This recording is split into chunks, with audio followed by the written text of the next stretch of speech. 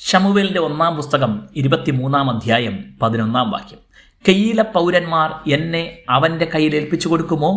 അടിയൻ കേട്ടിരിക്കുന്നത് പോലെ ശൗൽ വരുമോ? ഇസ്രായേലിന്റെ ദൈവമായ യഹോവേ, അടിയനെ അറിയിക്കണമേ എന്ന് പറഞ്ഞു. എപ്പോഴെല്ലാം പ്രാർത്ഥിക്കണമെന്നാണ് നാം കരുതുന്നത്? എല്ലാം അനുകൂലമായിരിക്കുമ്പോൾ പ്രാർത്ഥിക്കേണ്ടതുണ്ടോ?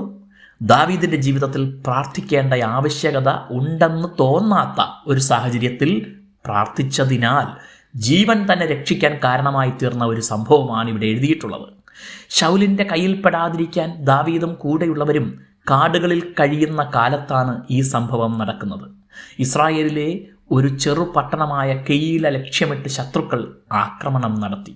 ദാവീദ് താമസിച്ചിരുന്നിടത്ത് നിന്ന് അധികം അകലെയല്ലാതിരുന്നതിനാലും തൻ്റെ ജനത്തിന് വന്ന കഷ്ടതയോട് സഹതാപമുണ്ടായിരുന്നതിനാലും കൂടെയുള്ളവരുടെ വിമർശനം വകവയ്ക്കാതെ ദൈവത്തോട് ആലോചന ചോദിച്ച് ആ പട്ടണത്തെ ശത്രുക്കളിൽ നിന്ന് രക്ഷിച്ചു.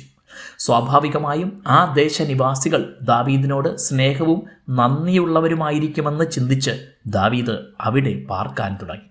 എന്നാൽ ദാവീദും കൂട്ടരും ആ പട്ടണത്തിലുണ്ടെന്നറിഞ്ഞ് ശൗൽ അവിടേക്ക് സൈന്യവുമായി പുറപ്പെട്ടു. കോട്ടയുള്ള പട്ടണമാകിയാൽ അവരുടെ സഹായമില്ലാതെ ശൗലിന് ദാവീദിനെ പിടിക്കാൻ കഴിയുമായിരുന്നില്ല. ഇവിടെ സ്വാഭാവികമായും ആ പട്ടണക്കാർ തങ്ങളെ സംരക്ഷിക്കുമെന്നാണ് ദാവീദ് ചിന്തിക്കേണ്ടത്. പക്ഷേ എല്ലാ ഹൃദയങ്ങളെയും അറിയുന്ന ദൈവത്തോട് ദാവീദ് പ്രാർത്ഥിച്ച് ആ പട്ടണക്കാർ തങ്ങളെ ഒറ്റുമോ എന്ന് ആരാഞ്ഞു. തൻ്റെ പ്രാർത്ഥന ജീവനോളം പ്രാധാന്യമുള്ളതാണെന്ന് ദാവീദിന് മനസ്സിലായത് അതിൻ്റെ ഉത്തരം ലഭിച്ചപ്പോഴാണ്.